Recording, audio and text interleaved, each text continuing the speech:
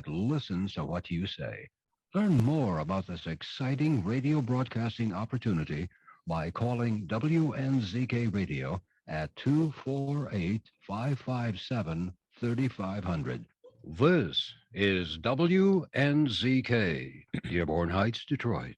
Your ethnic superstation at 690 days, 680 nights.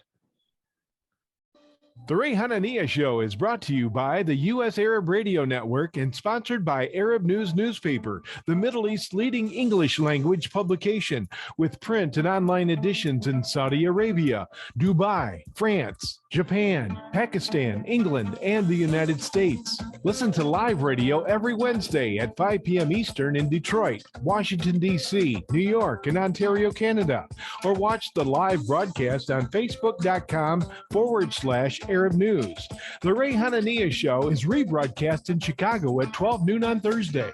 For more information on the radio stations, live Facebook broadcast, and podcasts, visit ArabNews.com.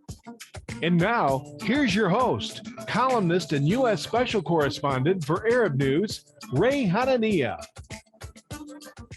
And welcome. It's Ray Hanania here at the Ray Hanania Show, Wednesday, August 24, 2022, and I'm your host, Ray Hanania. We're broadcasting live in Detroit, Washington, D.C., and rebroadcasting tomorrow on Thursday, first in the morning on WNZK AM 690 in Detroit, and then at 12 noon on Thursday in Chicago on WNWI AM 1080 radio. We actually have two guests today. The first is Khalil Jahshan. I've known Khalil going back to the 1970s. He currently is executive director of the Arab Center in Washington, D.C. And Khalil has been with many organizations. I really kind of look at him as somebody who probably knows the community better than anybody, because from my perspective, he was there from the start all the way till today. And he was with the Arab American University graduates, the AAUG. He was with the National Association of Arab Americans, the NAAA. He's done stuff with the ADC and other organizations. And now he's with the Arab Center in Washington, D.C. with a friend, Yusuf Munayyer, who understands journalism, I think, the way I do. And we're going to talk with him about what Arabs need to do. What is it that we have to do to get things going? And then in segment 2, I pre-taped an interview with Amr El-Bayoumi. Amr is an Egyptian-American actor, and he's going to talk about fighting and addressing anti-Arab and anti-Muslim stereotypes in Hollywood and television filmmaking. He's a voiceover artist. He's a producer.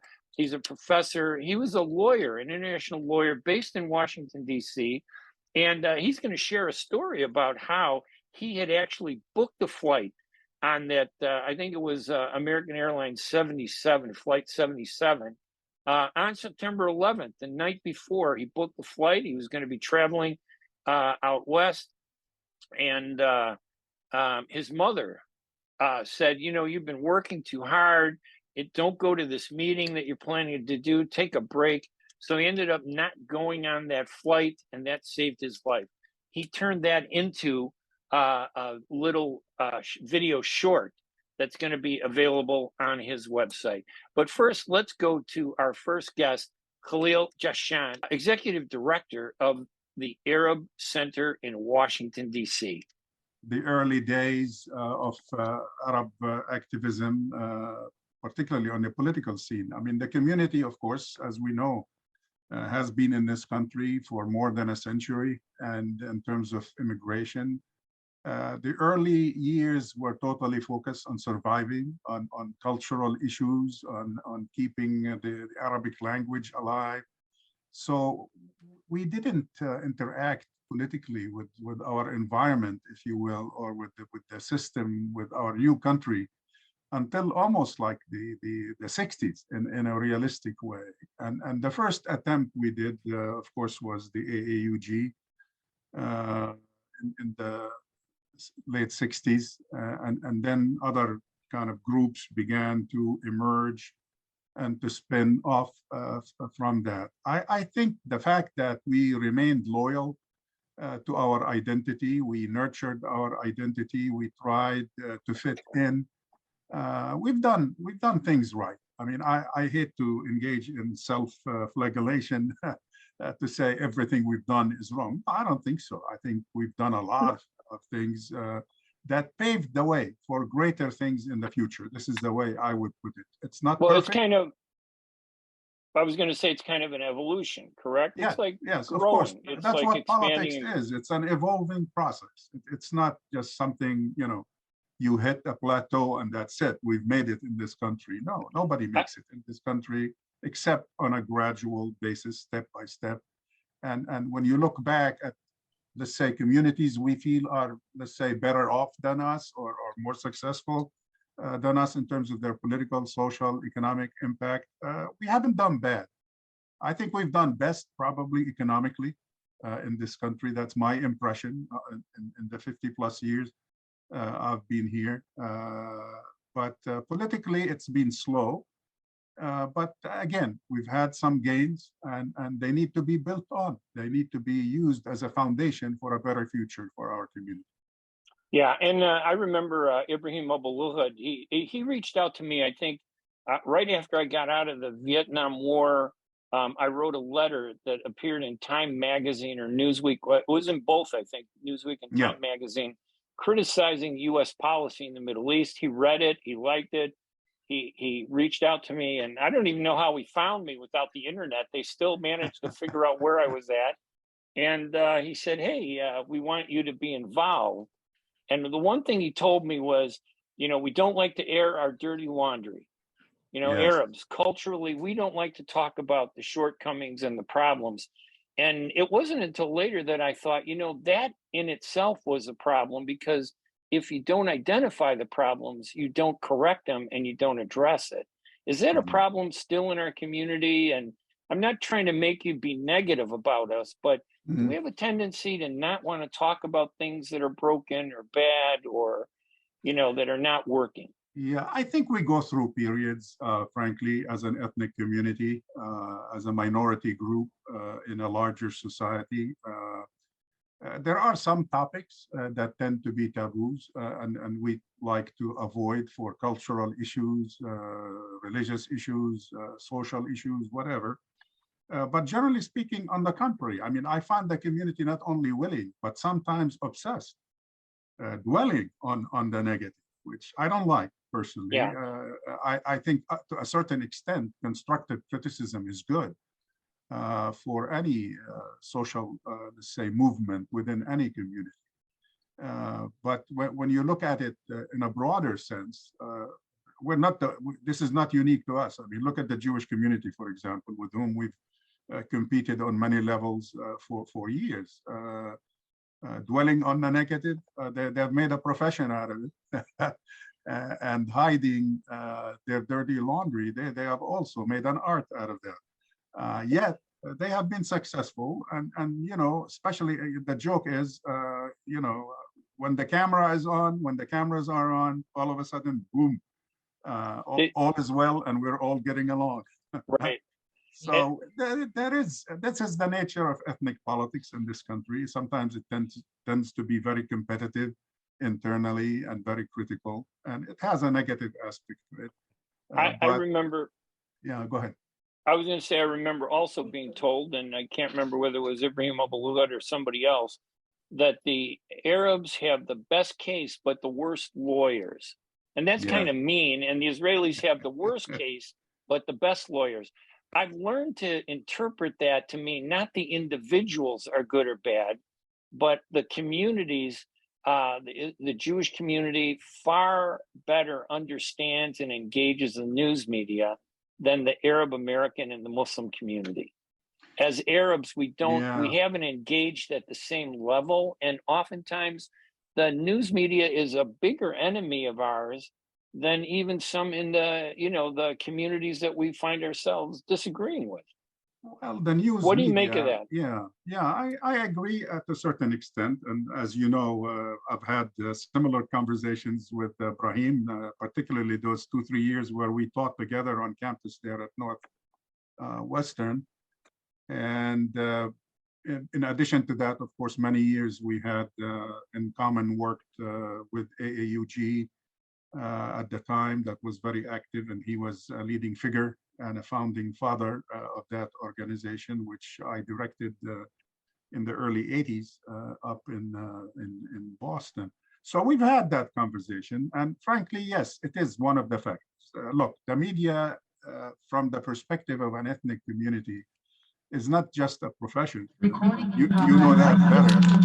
But the media is a tool in that context, in the context of building a community, communications within that community, and then that community's ability to communicate with the rest of American society. So if you understand the media, are active in the media, and willing successfully to work with people in the media, that makes your work easier and more successful. It's not the only answer. When you talk about Brahim's statement that we have a just case and the best case probably in the world, yet we don't have the right, say, representation or the legal representation to make our case.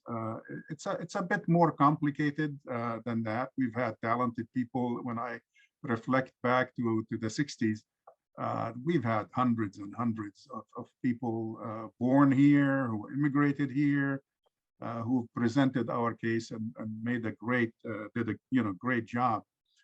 But again, like you said, the lines were not available, the lines were not open, the right mechanisms were not there, the timing was off, the community did not rally behind some of these campaigns and so on. So there are many, many reasons, but it is one factor that we need to acknowledge. Now, and again, I don't want us to be negative, but I always think in order to move forward, like I said, we got to address some of the problems. What are some of the challenges we still have to overcome? Yeah. Do we work together? When we talk about the Arab community, is there really an Arab community, or we are 22 different communities that say we're together but are not? And then we have the layer of religion, Christian Arabs, Muslim Arabs. We're all the same. We stand together, but do we work together the way we should be? Not the way we should be. We've made some progress in our ability to communicate and our ability to work together. I remember early on, let's say in the 70s and 80s, we have been successful at, let's say, building a kind of least common denominator. I remember the efforts to set up the AAUG, for example. But there, what was the nationalism that we imported with us when we came to this country.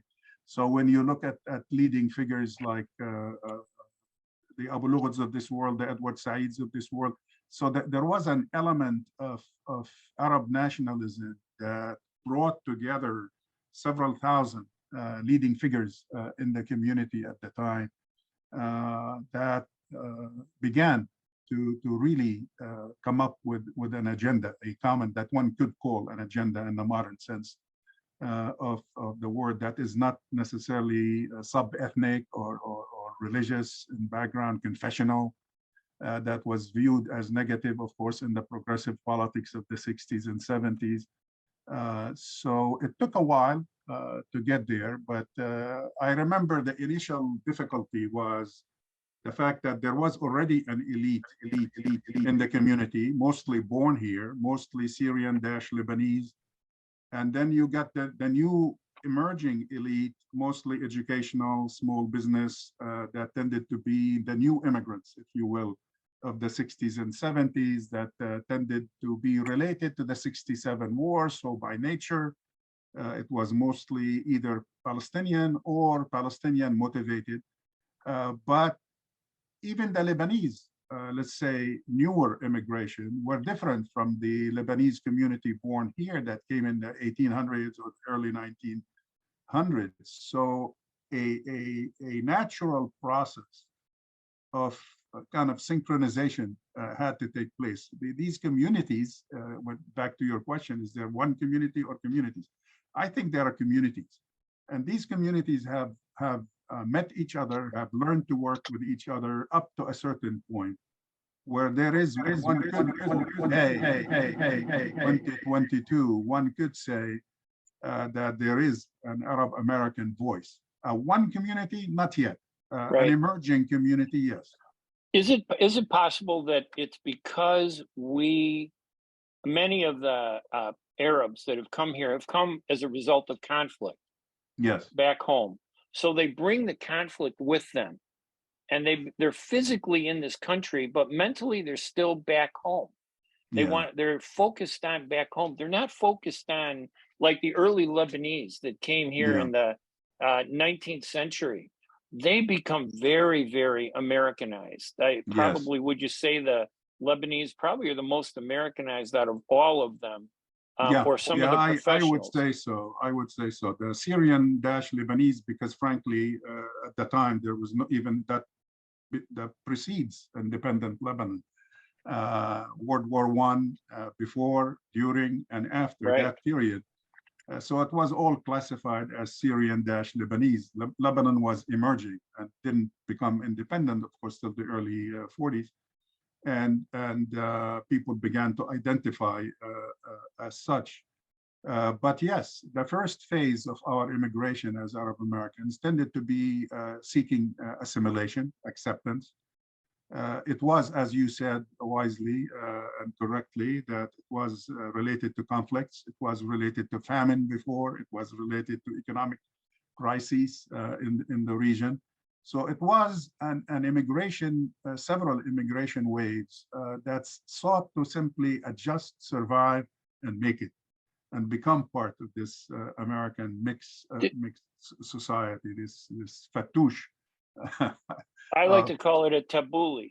It is a tabbouleh, but fattoush has additional ingredients. So. That's true. But do you think the Arab immigrants, have we ever really focused on being Arab American or American Arab as opposed to being Arab? Because honestly, I still think many of our community, they love to read the news in Arabic. They go online, they read the Arabic. They get angry with the English media, but they tend to go back to where they were originally from, first and second generation. And do we recognize being an American is as important as being an Arab, I guess, is the question. That's a very complicated issue, frankly, and it's a very important social issue. We probably should talk to, I wish our friend Edmund Gharib is with us, who's an expert on this because of his family connection. His father and that generation was involved. First, the attempt to make sure that Arabic survives. They felt that if the language survives amongst us, then culture will, and then our Arab identity will.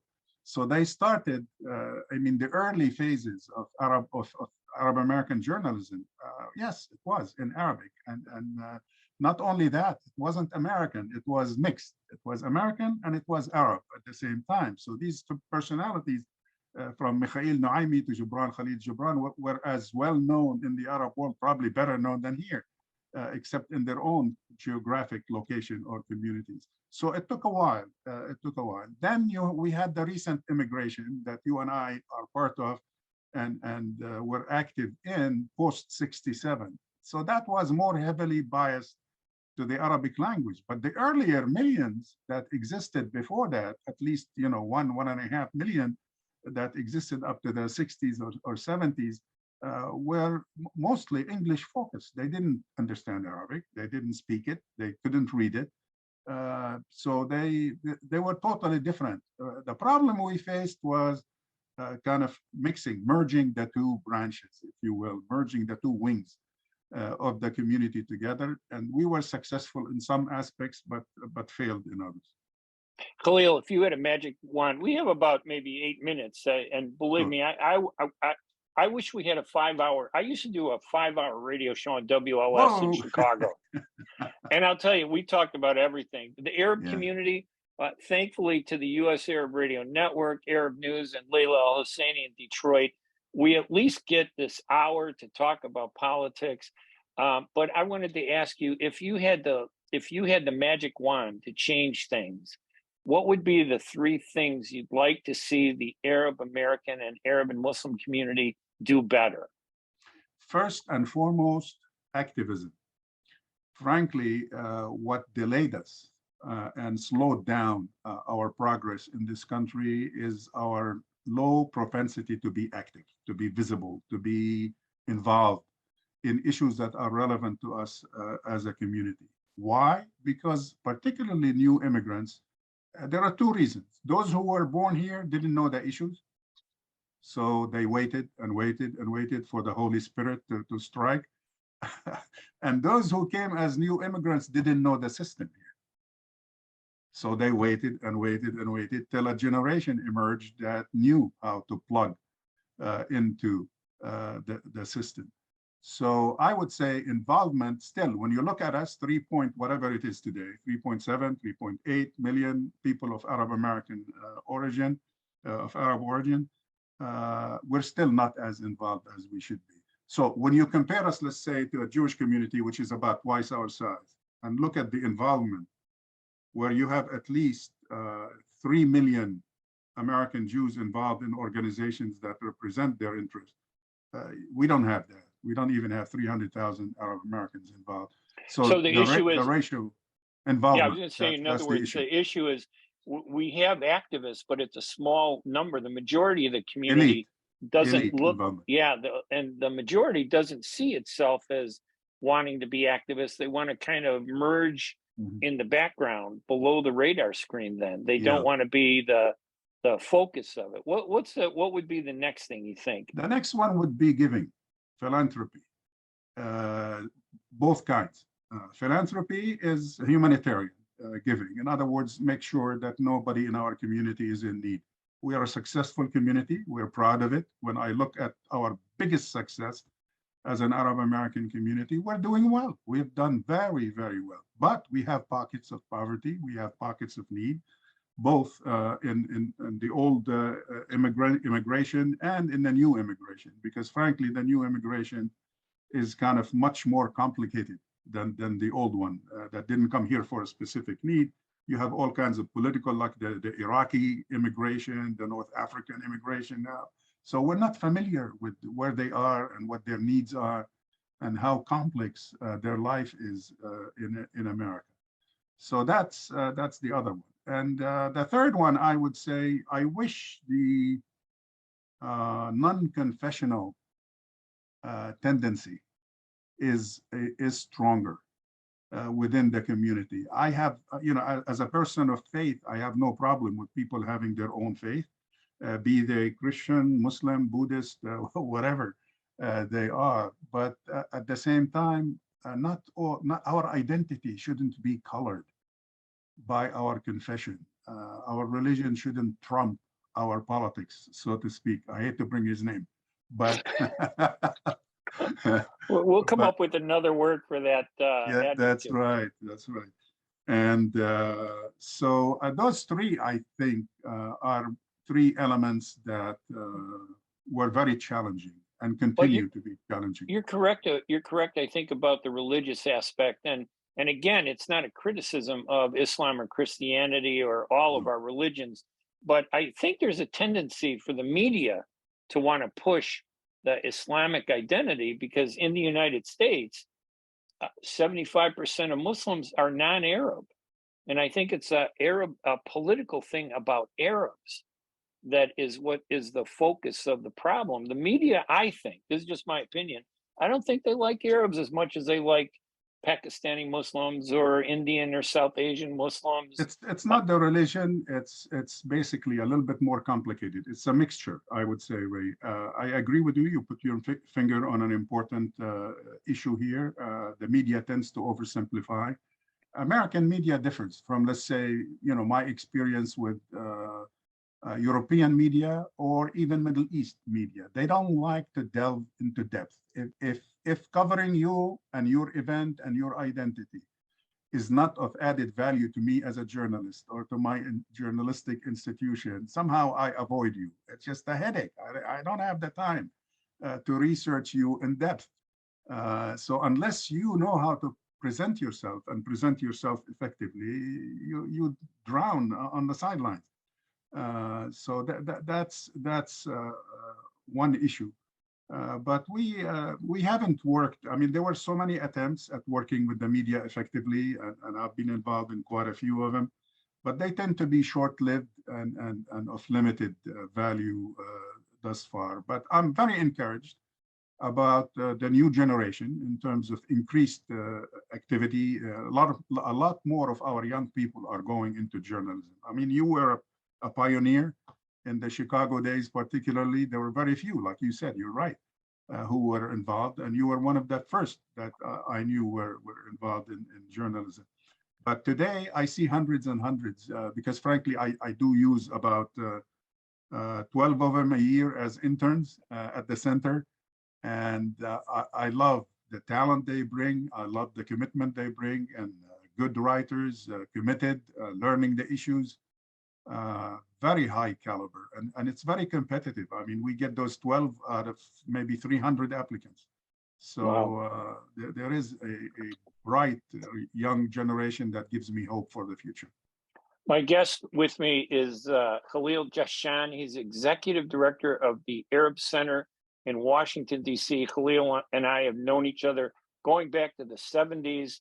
And I would say I hate to say senior, because then people think of age, but I would say he's one of the senior, the conscience of the Arab activist community and in terms of dealing with our successes and challenges.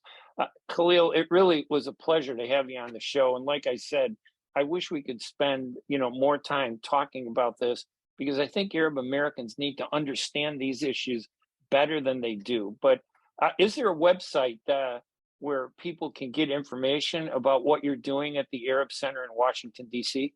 Sure. I encourage people to take a look at all the websites of all Arab American organizations. Frankly, there's a lot of information, and our memory tends to be short. So if you want to know your own history, which is very important, I encourage people to do that. Our own activity, we're a relatively new organization, 7 years old. This year we're having our, seventh kind of annual conference. This is our 7th year. It's ArabCenterDC.org. Arab Center, one word, DC, all of them one word, .org. We are a think tank, the only think tank in fully focusing on that. Our bread and butter is analysis. We're small, relatively speaking. We have 11 full-time researchers, plus another 10 or 11 non-resident fellows, so about 21 people on the team. And our bread and butter is analysis, political analysis for think tanks, for people who want to learn about the Middle East, about US policy in the Middle East, for officials who are concerned about learning the truth about the region and the impact of policy.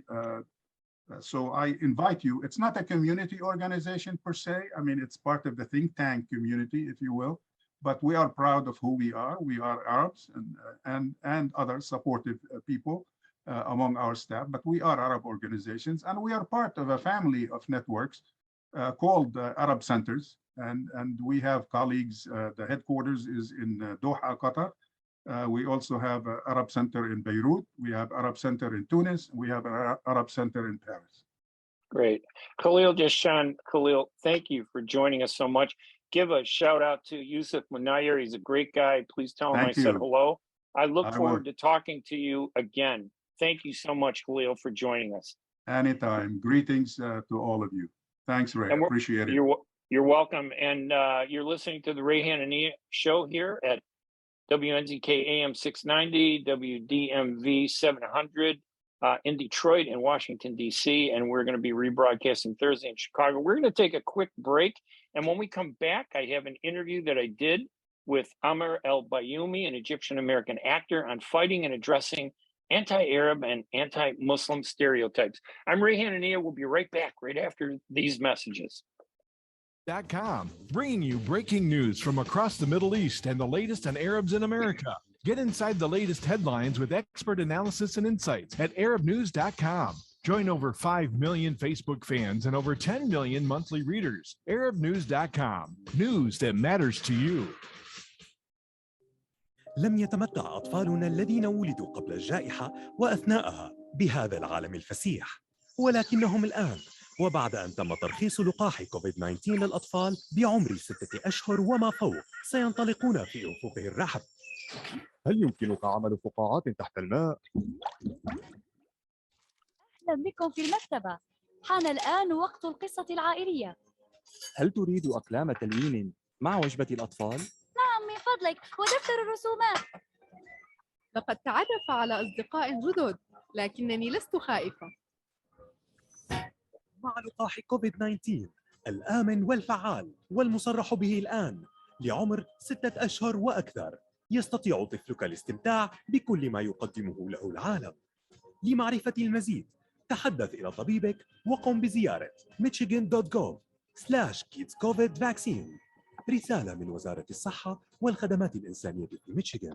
Enjoy the first Syrian-style cuisine in Michigan. At Damas Cuisine and Catering, you'll find a wide selection of Syrian foods and sweets in our menu, like frikeh, hoisin, grape leaves with steak, mishawi platter, hot mahashi, char-grilled kebab, shawarma, and much more. Get super fast delivery from Damas Cuisine and Catering right to your door. Order online at damascuisine.com/menu and track your order live. Damas Cuisine and Catering, 28841 Orchard Lake Road in Farmington Hills. Call 248-987-4985. And I'm here with Amr El-Bayoumi. He's an Egyptian-American actor on fighting and addressing anti-Arab and anti-Muslim stereotypes for actors. He's a filmmaker. He's a voiceover artist, a producer, professor, and international lawyer based in Washington, D.C. Amr, thank you, first of all, for joining us. And tell us a little bit about your background, what you've been doing in Hollywood. Thank you very much, Ray. I've been a full-time actor for 10 years now. I finished paying off my debt from law school and decided to pursue my passion, which was always there even before going to university. And studied acting in London and then moved to New York and had some auditions also in Los Angeles. And now I'm currently based in Washington, but I've done a lot of TV, film, theater, and voiceover work. Give us a little example of some of the things that you've done, in entertainment. Sure. I'd say a lot of big roles in smaller projects and small roles in big projects, and hopefully I'm leveling that off. I just performed in an Apple TV series that just wrapped shooting in New York City, based on a New York Times bestselling novel called Dear Edward. It is the role is of a falafel truck operator, and I kind of shied away from it. It was a bit cliche. I wouldn't say it's racist or anything negative per se, but what I loved about the role is that character develops a very interesting relationship with the main character, who's a 12-year-old kid. So that's absolutely fine with me. The roles I decided to kind of outline was really the types of roles that I would not even audition for. And some are very simple and easy to identify. Others are a little more subtle. And of course, I mean, it's natural, right? I mean, especially we're kind of new in Hollywood in terms of Arabs. Now, it's interesting that most of the actors I've seen have been Egyptian Americans. It's been almost like a stereotype in a way that when you hear about an Arab actor, I automatically assume it's Egyptian. What is it about acting, first of all, that draws many Egyptians? I mean, we know the first one, right? Omar Sharif. I'll tell you, he was a big Egyptian-American actor way back in the 50s, 60s, and 70s. The Egyptian film industry goes way back. I mean, it goes back to the 30s. It's always viewed as the kind of standard in the Middle East, film and television. I would say up until, let's say, the 80s, 1980s, where that was really the golden age of cinema in Egypt. But just to set the framework of it, Ray, in terms of what we're talking about stereotypes, there's two kind of issues to identify. There's representation of Arab artists in mainstream roles, which is something kind of that we are seeing of, and it's increasing, but not nearly as much as it should be, such as Rami Malek playing the role of the lead singer of Queen. And the other part is how Arabs are portrayed as characters, Arabs or Muslims. So that's really the primary focus of my paper, but I do address this other idea. But really what we're seeing is a very narrow representation of Arabs and Muslims when they do appear as characters in mainstream film and TV. And that typically is as in the context of terrorism. Just to back up, there's your fellow Illinois resident, may he rest in peace, Dr. Jack Shaheen. Of course. Dedicated his entire career to documenting the history and then the evolution of this ugly stereotype. And it started with the lustful Casanova type, and then it turned into the subservient middle person. Rudolph Valentino. Yeah, right? exactly. Rudolph Valentino. One of the first. And not even Arab. Exactly. That's the thing. Yeah, we lose on all fronts. We're represented in a narrow box as ugly or brutal or lesser or savage or violent terrorists. And when it comes to our own stories like Gods of Egypt and Aladdin recently, which got some press about how the producers regret not casting Arab actors, we don't even get to play those roles, or we're just absent. There's a great study called Missing and Maligned, the Reality of Muslims in Popular Global Movies. It's an Annenberg report done via USC. And it basically says, it takes a study of 200 popular films in 4 Western countries. And between 2017 and 2019, 1.6% of the almost 9,000 speaking characters were Muslim, compared to the world population of 24%. Wow. So either we're missing, or we don't tell our own stories, or we're in this box of this ugly terrorist. So I've encountered that several times, and I've seen an evolution of this ugly terrorist character, just the bloodthirsty, I want to destroy Western civilization. And I've also noticed a feeble attempt at humanizing or showing balance, where the character is a bloodthirsty Taliban guy bent on destroying the entire world violently, but he has a soft spot for his daughter. Yeah, okay, we've humanized them now. Now, isn't it? I mean, when you think about it, it's okay to have terrorist character in a movie. What's not okay is, and I'm sure you agree, that over the years we've only had that side, that negative presentation of Arabs, and I'm assuming that the goal is to have a balance. Yeah. You have mafia movies that present Italians as mobsters, but there's so many movies that present Italians as smart, rich cultural identity. We don't seem to have that balance, do we? We don't. Do we have any balance? Do we have any balance? No, we don't. And my article, my position is that this is part and parcel with U.S. foreign policy. You need to dehumanize people in order to oppress them, or just to put it simply, carpet bomb them. Bomb them back into the Stone Age, as the general said previous to the invasion of Iraq. They either don't exist, or if they do exist, they're lesser. This happened with the Irish when they immigrated here, the Native Americans, the African Americans. They are somehow lesser. So you have these ugly images to reinforce it, and then it becomes almost like a chicken egg, showing it negative, say, oh, see, that's what they look like on TV. So it's okay if we go and carpet bomb Iraq, or impose sanctions where 500,000 Iraqi children die. Why not? They're lesser, and that's, to me, why I find these stereotypes outrageous. That's why I refuse to participate in these rules. But Ray, just to add just the kind of layers, though, because I think it's pretty easy for your audience to identify a one-dimensional Arab stereotype.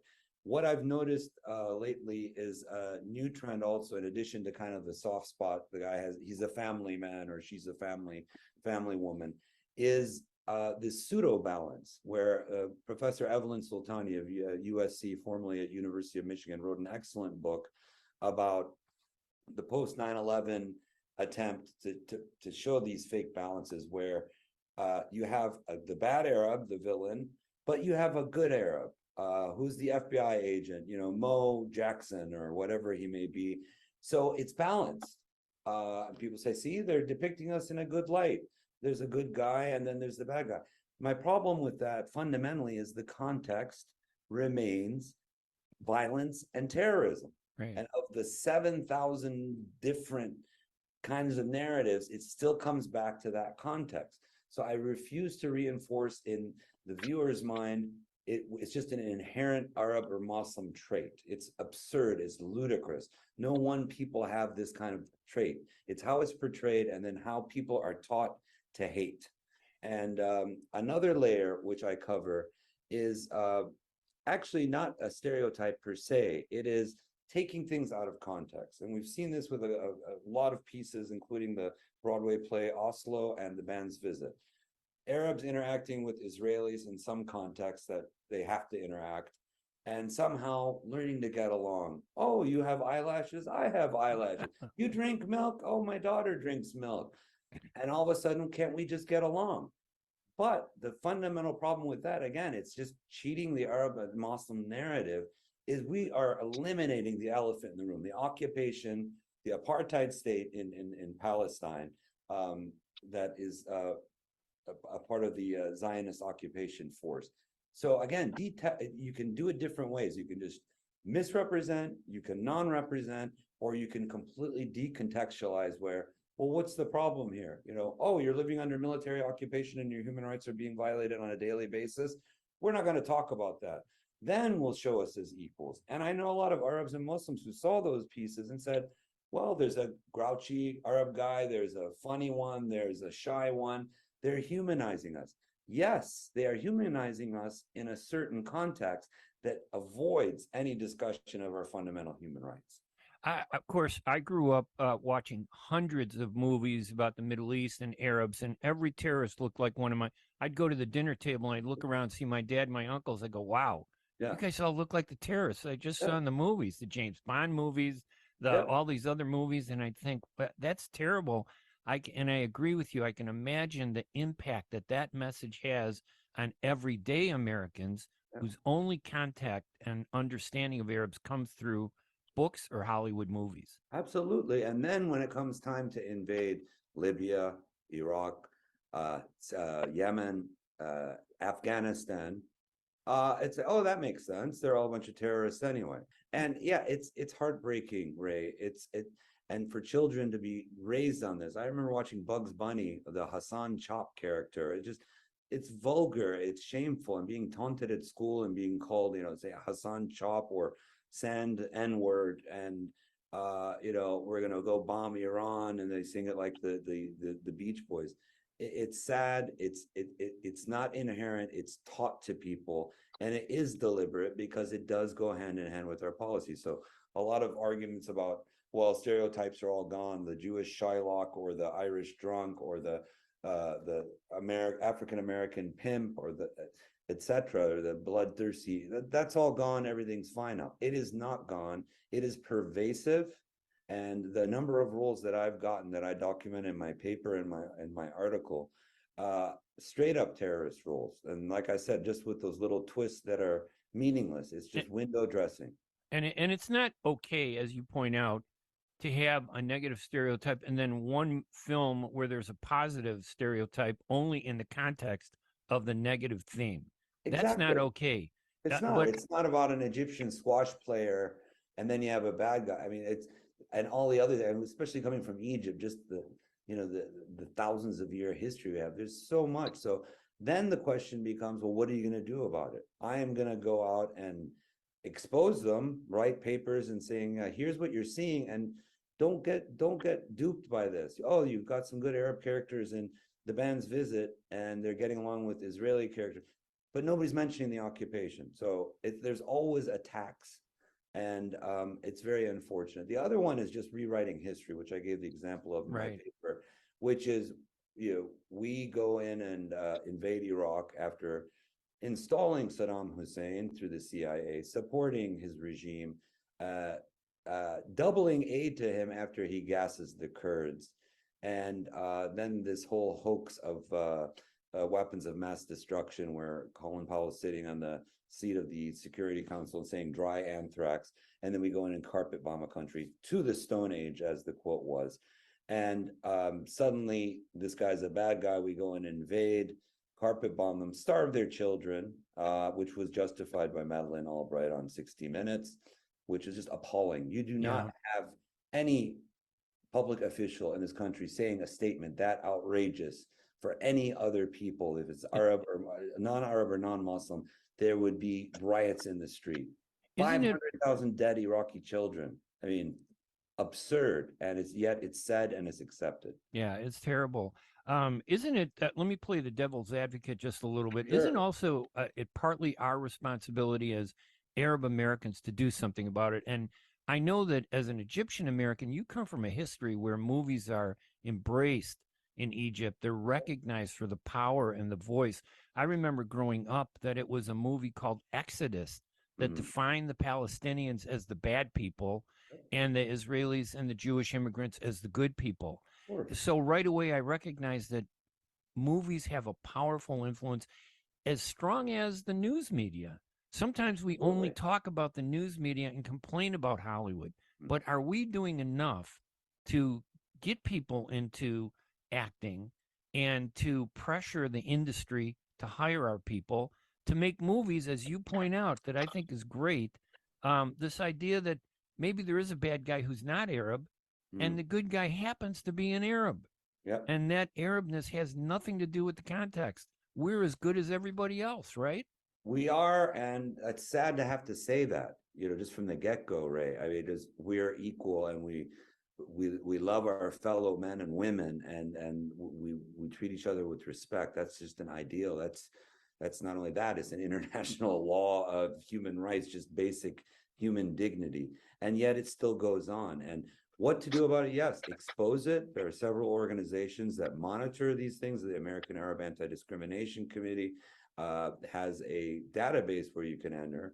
The late Jack Shaheen had done an amazing amount of work. So I welcome the chance to be able to expose these issues and to offer my support to fellow Arabs and Muslims who want to become artists. Maybe because I was a lawyer for 20 years and becoming an actor just really, to me, is such a pleasure that I go out of my way to be supportive of anyone, especially Arabs and Muslims, that are interested in being artists and being involved and writing their own stories. That's really my ultimate message to younger and older generations. We have to tell our own stories. That's the only way around it. You can't wait for Hollywood. It's a business. Yes, if it's good for their demographics to cast a Pakistani Marvel character, right, or an Indian superhero, because the demographics are good and they're gonna tap into hundreds of million people because they've cast an Indian.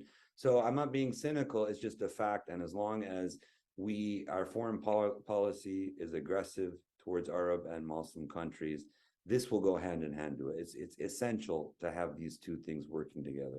So we as a community need to start telling our stories. I mean, here we go, Ray, this little thing right here. Right. Basically, like 1950, everything of film studios packed into here. So we have the ability to tell our stories, and in the context that we want, not in the context of the predefined stereotypes. It doesn't have to be about the veil. It doesn't have to be about female circumcision. It doesn't have to be about violence. It can be about 100,000 other things.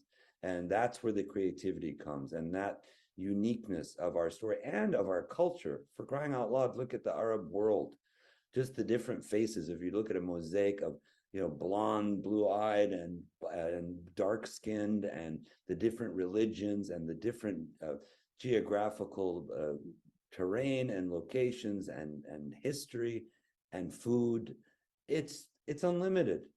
So it's really up to us and those who are in the industry to appreciate it's about human stories. You want to make a ton of money on it? Okay, tell a good human story.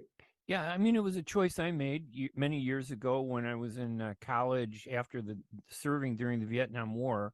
I wasn't going to be a doctor like my cousins and uncles. I decided I'm going to be a writer, even though I couldn't write.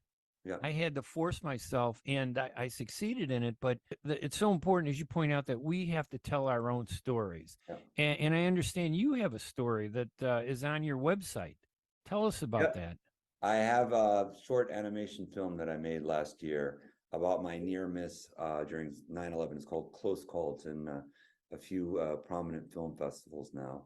And again, practicing what I preach, I'm going to tell my own story. I think it's a very interesting idea that me as an Egyptian American Muslim almost died in 9/11. Had it not been for my mom, thankfully.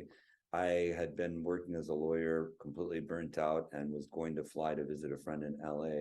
But my mom saw me after having lost a lot of weight, not sleeping, and the usual lawyer stuff. And I told her I'm going to go visit Jim tomorrow. She said, "No, you're not." She stopped me there and just said, "You're not going." And the next morning was 9/11. So that plane I was supposed to go on was American Airlines Flight 77. So that's the seed of my film, Close Call. And she wanted you not to go because she saw you being drained a little bit. You needed the rest, and you were overworked.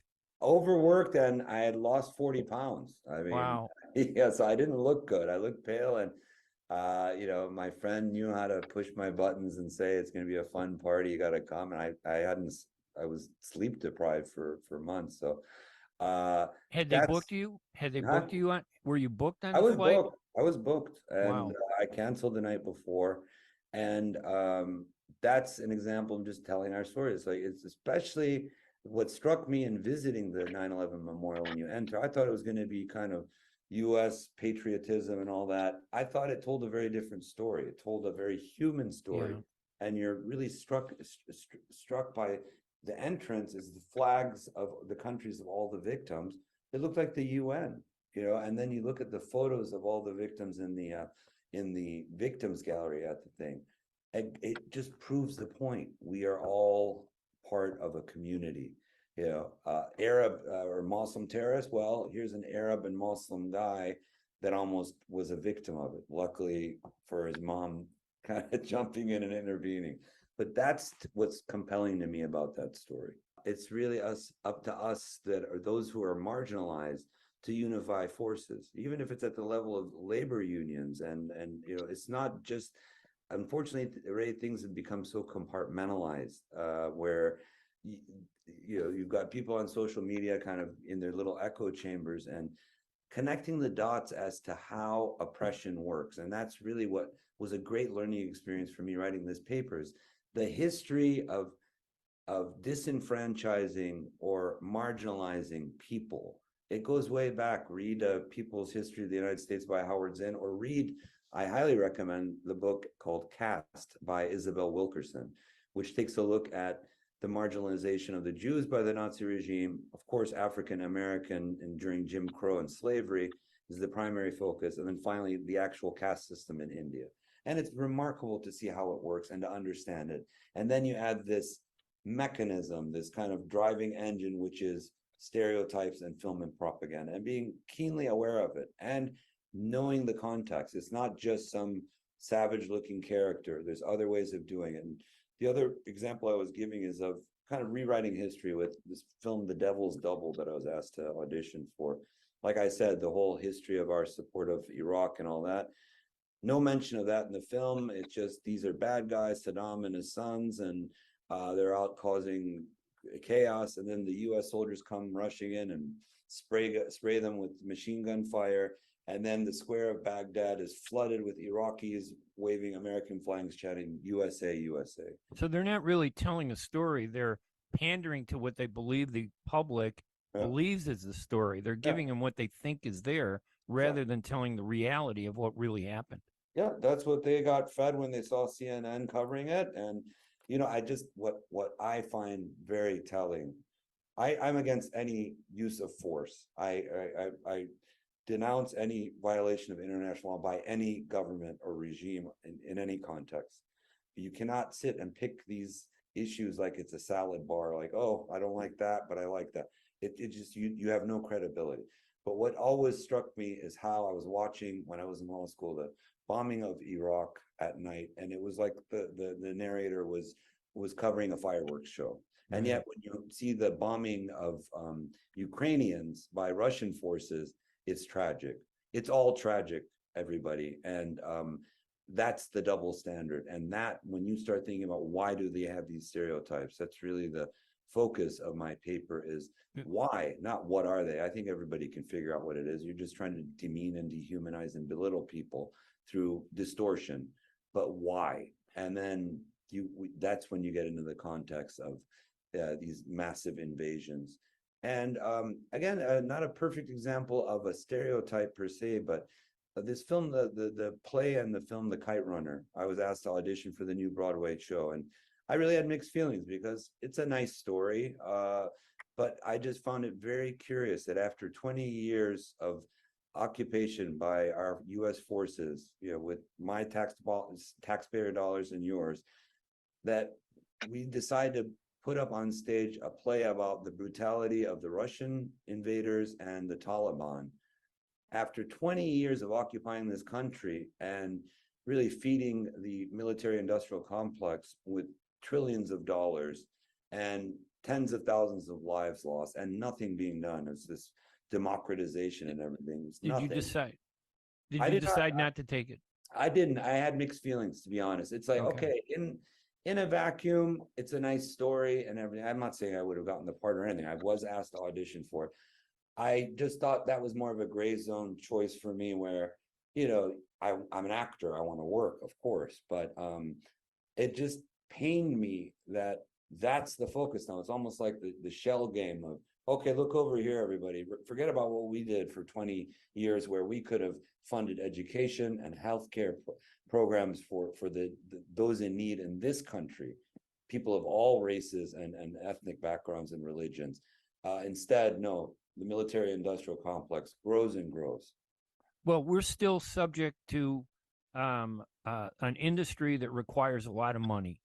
Mm-hmm. And I just don't see the Arab community stepping up and putting up the money to create the movies that we need, that you and I and all the Arab and Muslim community know should be made. Isn't that part of the problem, that our community, do they recognize how important this is outside of, oh, that's bad, I don't like it, to the point where let's do something about it? Yeah, I mean, it's hard because the context, it almost becomes like self-hatred, where you want to dissociate. You see this, and it happens with the African-American community. Isabel Wilkerson writes about that. Everything in the fabric of what resulted from slavery and this white supremacy, also the subproduct of that is self-hatred. Everything you see around you, there's lesser. White is good, black is bad. These Arabs are savages and they're unsophisticated. I mean, that's the typical image. So coming to the United States, any immigrant group has this kind of choice, unfortunately, where you're going to be more traditional than folks back home, or you're going to be all American and kind of rinse yourself of your identity. I think that's a shame, because the beauty for me is the diversity of this country. And that's what gives me hope. And it's a struggle. It has its cycles, right. But you can't give up on humanity and decency and equality. My guest, Amr El-Bayoumi. Amr, do you have a website where people can go to follow your career and see what's up and where you're going? Sure. It's AmrElBayoumi.com, AmrElBayoumi.com. And again, it was a pleasure being able to share some discussion with you today, Ray. I really appreciate it. My pleasure. I really appreciate it. Thank you so much, Amr. Appreciate you joining our radio show.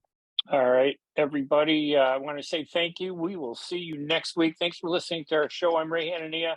Bye-bye, everybody.